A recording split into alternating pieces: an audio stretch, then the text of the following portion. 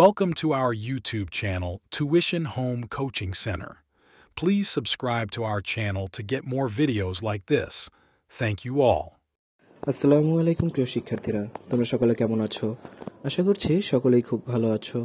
আজ আমরা দেখব নবম শ্রেণীর বাংলা বইয়ের পৃষ্ঠা 112 এর বিশ্লেষণমূলক রচনা এর 6 নম্বরটি সমাধান, অর্থাৎ বাংলাদেশের অগ্রগতি।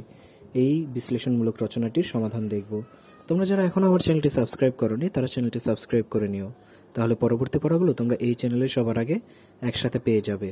আর পূর্ববর্তী পৃষ্ঠার সমাধানগুলো প্রয়োজন হলে চ্যানেলের প্লেলিস্টে সে পড়াগুলো দেয়া আছে, সেখান থেকে তোমরা তা একে একে দেখে নিতে পারো।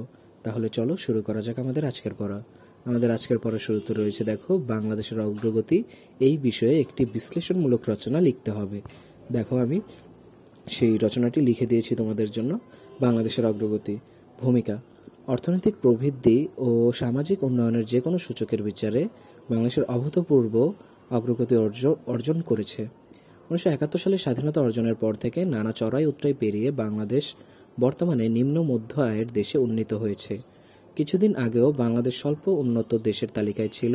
যোগ্য নেতৃত্ব, দীর্ঘমেয়াদী পরিকল্পনা, মানব সম্পদ উন্নয়ন, অবকাঠামো ও প্রযুক্তির উন্নয়ন, শক্তিশালী বাজার পরিকল্পনা প্রভৃতির কারণে বাংলাদেশ যেভাবে সামনের দিকে এগিয়ে যাচ্ছে তা নজিরবিহীন। অর্থনৈতিক সূচকে বাংলাদেশ 2005 থেকে 2006 অর্থবছরে বাংলাদেশের গড় উৎপাদন প্রবৃদ্ধির অর্থাৎ জিডিপির হার ছিল 5.4% এবং মাথাপিছু আয় ছিল $543 প্রায় 45,000 টাকা। 2022 থেকে 23 অর্থবছরে এই হার 6.03% এবং মাথাপিছু আয় $2,765 অর্থাৎ প্রায় 2,70,441 টাকা হয়। শুধু মানুষের আয় বৃদ্ধি পেয়েছে তা নয়, বেড়েছে মানুষের গড় আয়ু, বাজেটের আকার রেকর্ড পরিমাণ বৃদ্ধি পেয়েছে। বর্তমান সময়ে দরিদ্রের হার 18.7%। জিডিপির হিসেবে বাংলাদেশ এখন বিশ্বের 35তম বৃহৎ অর্থনীতির দেশ। অবকাঠামোগত উন্নয়ন: একটি দেশের অর্থনৈতিক অগ্রযাত্রার দৃশ্যমান দিক হচ্ছে অবকাঠামোগত উন্নয়ন। এর মধ্যে দিয়ে একটি দেশের অর্থনৈতিক সক্ষমতা ও জীবনমানের গতি প্রকৃতির অনুধাবন করা যায়। বাংলাদেশের জনমানুষের বহুকাঙ্ক্ষিত পদ্মা সেতু, পারমাণবিক বিদ্যুৎ কেন্দ্র, পায়রা গভীর সমুদ্র বন্দর, Karnaphuli tunnel, Dhaka elevated expressway, Dhaka metro rail সহ দেশে ছোট বড় অনেক প্রকল্প বাস্তবায়িত হয়েছে।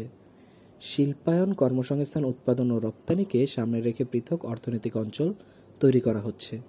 এর মাধ্যমে দেশীয় সম্পদ ব্যবহার করে দেশে উৎপাদন ব্যবস্থা সচল হবে, বিদেশি বিনিয়োগ বৃদ্ধি পাবে এবং বিপুল সংখ্যক মানুষের কর্মসংস্থানের সুযোগ ঘটবে। প্রযুক্তিগত উন্নয়ন: প্রযুক্তিগত উন্নয়ন বাংলাদেশের অগ্রযাত্রাকে আরও গতিশীল করে তুলেছে। প্রযুক্তি ব্যবহারের মাধ্যমে সেবা পৌঁছে দেওয়ার জন্য দেশে 4,554টি ইউনিয়ন পরিষদে ইউনিয়ন ডিজিটাল সেন্টার স্থাপন করা হয়েছে। দেশের প্রতিটি উপজেলাকে ইন্টারনেট সেবার আওতায় আনা হয়েছে। ইন্টারনেট ব্যবহারকারীর সংখ্যা প্রায় 13 কোটি এবং মোবাইল ফোন ব্যবহারকারী 18 কোটির অধিক। বঙ্গবন্ধু স্যাটেলাইট থেকে প্রাপ্ত ছবি ও তথ্যের মাধ্যমে দেশের সম্প্রচার কার্যক্রম সমৃদ্ধ হয়েছে। এর মাধ্যমে বাংলাদেশ লাভবান হচ্ছে। বৈদেশিক বাণিজ্য: বাংলাদেশের অভ্যন্তরীণ অর্থনীতির আকার যেমন বৃদ্ধি পেয়েছে তেমন ব্যাপক হয়েছে বৈদেশিক বাণিজ্য। বৈদেশিক পণ্য রপ্তানি আয়ে অর্জিত হয়েছে মাইল ফলক।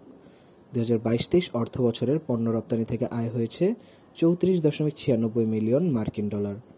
উপসংহার: বাংলাদেশের অগ্রযাত্রা এখন পুরো বিশ্বের জন্য দৃষ্টান্ত। আর্থসামাজিক ও অর্থনৈতিক অগ্রগতি সূচকে বাংলাদেশ ছাড়িয়ে গেছে দক্ষিণ এশিয়ার প্রায় সব দেশকে। বর্তমান সরকার সেই স্বপ্ন পূরণের লক্ষ্যে নিরলস কাজ করে যাচ্ছে। উন্নতির এই ধারা অব্যাহত রাখা সম্ভব হলে 2041 সালের মধ্যে বাংলাদেশ অর্জন করতে পারে উন্নত দেশের মর্যাদা। তাহলে শিক্ষার্থীরা, আমরা দেখে নিলাম বাংলাদেশের অগ্রযাত্রা এর বিশ্লেষণমূলক রচনাটি। এভাবে পরবর্তী পৃষ্ঠার সমাধানগুলো পেতে চ্যানেলটি সাবস্ক্রাইব করে আমাদের সাথেই থাকো। ধন্যবাদ সকলকে।